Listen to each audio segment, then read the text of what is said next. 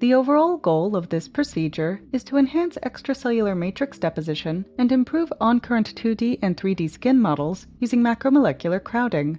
Crowding improves the generation of cell-derived matrices and mature organotypic cultures in a condensed time frame. This method can answer key questions in the field of tissue engineering because it offers improved ways of generating cell-derived extracellular matrices for the bioengineering of skin and other tissues. The main advantage of this technique is that cell-derived matrices and organotypic skin constructs can be generated in a significantly condensed time frame when applying macromolecular crowding to these cultures.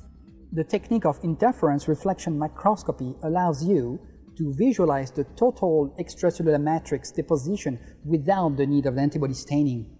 Applications of these techniques will extend from studies of extracellular matrix deposition by skin cells to improved wound therapies, especially with the generation of better skin equivalents in tissue culture for grafting.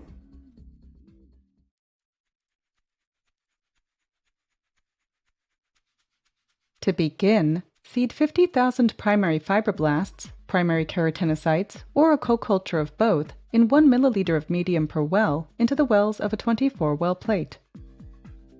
Allow the cells to adhere in a 37 degrees Celsius 5% carbon dioxide incubator overnight. Then, discard the old medium and replace it with 1 milliliter of fresh medium containing macromolecular crowders and 100 micromolar ascorbic acid. Incubate the cultures for 6 days, changing the medium every 2 days. Carry out immunofluorescence and Western blotting according to the text protocol.